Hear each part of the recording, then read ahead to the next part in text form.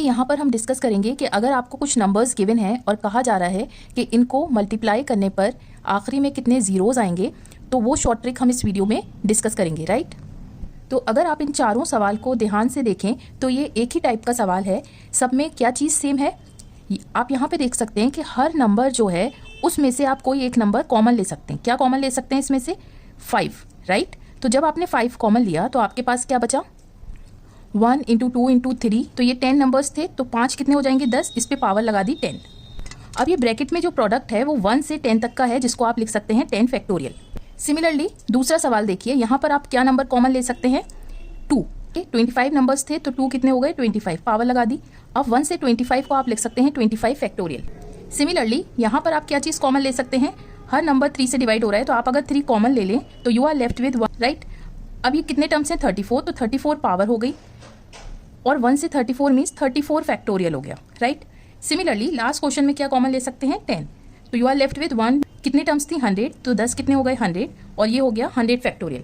क्या चीज़ हमने कॉमन देखी इन चारों सवाल में कि ये रिड्यूस होकर क्या हो रहा है, जब भी हम कोई नंबर इसमें से कॉमन ले रहे हैं तो लास्ट में फैक्टोरियल बच रहा है, ठीक है।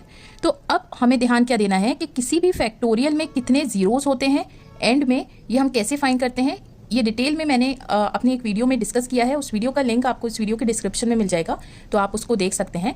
मैं यहाँ पर आपको शॉर्ट ट्रिक बताऊंगी। तो देखिए ध्यान रखिए, 0 हमें कब मिलता है? जब हम 2 और 5 को मल्टीप्लाई करते हैं। एक पेयर है तो 1 0, 2 पेयर होंगे तो 2 0 एंड में, और 3 पेयर होंगे तो 3, 4 होंगे तो 4 एंड सो ऑन, राइट।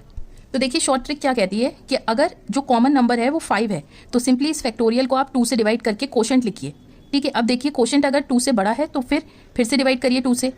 अब ये बराबर है तो फिर से डिवाइड करिए। तो जितने भी ये क्वेश्चंस आए हैं अब आप इसको ऐड कर दीजिए तो आ जाएगा 8, और यही आपका आंसर होगा, 8 जीरोस, सिंपल। अब यहाँ देखिए नंबर जो कॉमन था वो था 2, तो आपको फैक्टोरियल को डिवाइड करना पड़ेगा 5 से, राइट।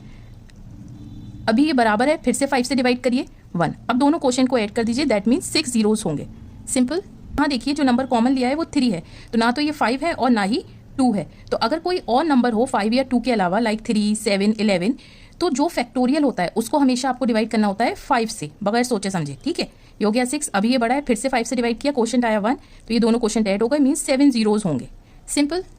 सिमिलरली यहाँ पर देखिए कि जो कॉमन नंबर था वो 10 था। अब कोई और नंबर है, मीन्स 2 और 5 के अलावा कोई और नंबर है, तो हमें फैक्टोरियल को बिना सोचे समझे 5 से डिवाइड कर देना है। अभी ये बड़ा है क्वेश्चन, फिर से 5 से डिवाइड करना है। अब ये जो है क्वेश्चन ऐड कर दिया 24 जीरोस, ठीक है। अब 24 जीरो तो ये है, और यहाँ पर 100 जीरोस इसके होंगे, ठीक है। तो 100 + 24 दैट विल बी 124 जीरोस होंगे टोटल, एंड इट्स सिंपल। तो हमने यहाँ पर ये सीखा कि अगर कोई भी एक्सप्रेशन रिड्यूस होकर फैक्टोरियल में चेंज हो रही है तो सिंपली हमें क्या करना होता है, अगर कॉमन जो नंबर लिया है वो 5 है तो फैक्टोरियल को 2 से डिवाइड करना होता है, और अगर 2 है तो 5 से डिवाइड करना होता है, और अगर 5 और 2 के अलावा कोई और नंबर है तो सिंपली फैक्टोरियल को हमेशा 5 से डिवाइड करना होता है।